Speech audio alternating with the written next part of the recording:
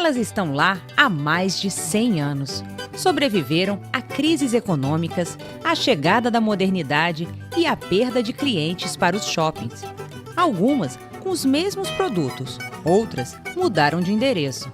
O centro da cidade possui lojas que contam a história do Rio.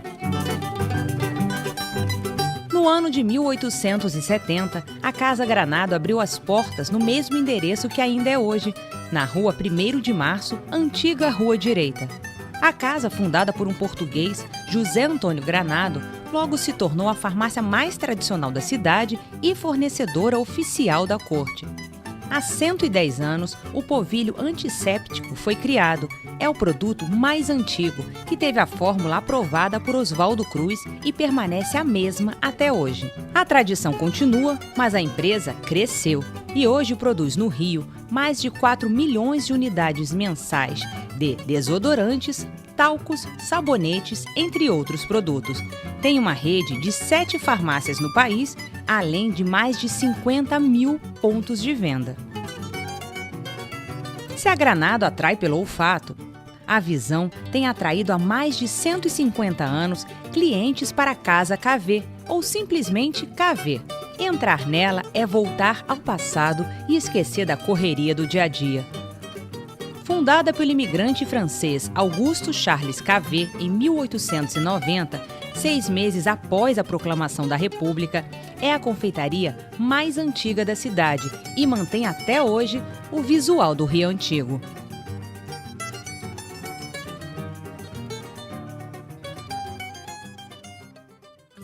É impossível falar de tradição e não citar a bela Confeitaria Colombo, parada obrigatória para quem circula pelo centro do Rio. Fundada em 1894 por imigrantes portugueses, a casa é o símbolo máximo do que representou a Belle Époque na vida da cidade. São 4 andares com 3 amplos salões. No Salão da Confeitaria, uma decoração rica em detalhes é mantida em perfeito estado desde sua criação. Uma abertura no teto do pavimento térreo nos permite ver a claraboia do salão de chá, decorada com belos vitrais. Na época em que foi inaugurada, a Confeitaria Colombo era considerada extensão da Academia Brasileira de Letras por receber constantemente os seus membros. Chiquinha Gonzaga foi uma das primeiras frequentadoras da confeitaria e as suas visitas eram constantes. 7 anos antes da inauguração da Confeitaria Colombo, o som dos instrumentos musicais da guitarra de prata já podiam ser ouvidos pela cidade. A loja é referência em instrumentos musicais e acessórios em todo o país. Mudou de endereço, mas teve o pé na tradição, conservando o mobiliário de época. Foi aqui que Jacó Bittencourt comprou seu primeiro bandolim. O músico ficou tão indissociável a seu instrumento que se tornou Jacó do Bandolim. Mas se a loja mantém um pé na tradição, o outro está na modernidade e acompanha as mudanças do mercado. Por isso, a Guitarra de Prata mantém um site para vendas online. Ao lado da Guitarra de Prata fica uma das casas mais conhecidas e queridas pelo público carioca. Ao contrário do que diz a fama da casa, o Bar Luiz não é um bar alemão, pois foi fundado pelo brasileiro Jacó Wendley, filho de suíços e natural de Petrópolis. Quando o Bar Luiz foi fundado, em 3 de janeiro de 1887, Dom Pedro II era o imperador do Brasil. A cidade do Rio de Janeiro era a capital do império e tinha a pretensão de ser uma corte moderna, à imagem e semelhança das principais capitais europeias.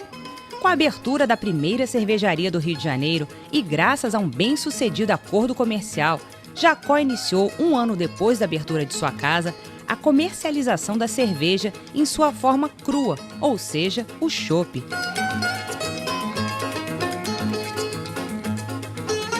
Fumar na casa já não pode mais, mas mesmo assim, vale uma visita na Charutaria Síria, há mais de 100 anos localizada no coração da Saara. O lugar é um oásis de tranquilidade no meio da habitual confusão do comércio local.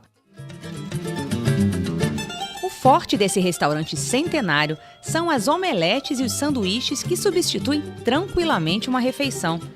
Fartas e generosas, as refeições da Casa Paladino há mais de 100 anos conquistam os cariocas e os turistas, como é o caso de Neuza Pereira e Sidney Mendonça, moradores de Friburgo, casados há 34 anos, escolheram a Casa Paladino para comemorar o aniversário de casamento. São em ocasiões muito especiais, é para ficar marcado para sempre.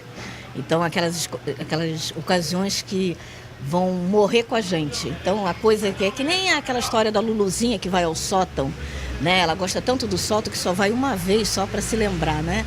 Então, essa é a nossa ida ao sótão. A casa foi inaugurada em 1906, quando o Brasil ainda era uma república chamada República Velha e realizava a 5ª eleição presidencial do país.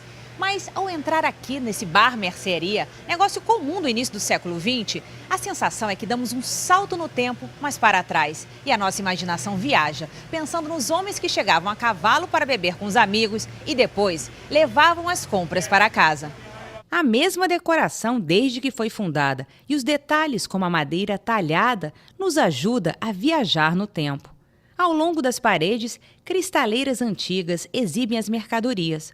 Para Ricardo Lourenço, sócio da Casa Paladino, a tradição é o charme do estabelecimento. O modernizado é acompanhar a evolução, mas sem perder a base fundamental.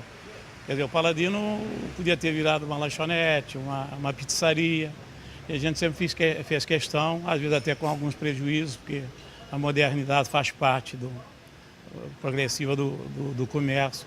A freguesia é variada e, além da clientela fiel, o estabelecimento busca renovar os frequentadores. Hoje a nossa clientela, mesmo de fim de semana, é muito mais jovem do que o pessoal antigo. Continua. O pessoal antigo, se você está retornando, veio lá de Maricá, é nosso cliente antigo, voltou. Então vem a cidade, ele faz questão de vir no Paladino. A renovação é o diferencial das casas centenárias e que fazem delas uma parte da história da nossa cidade.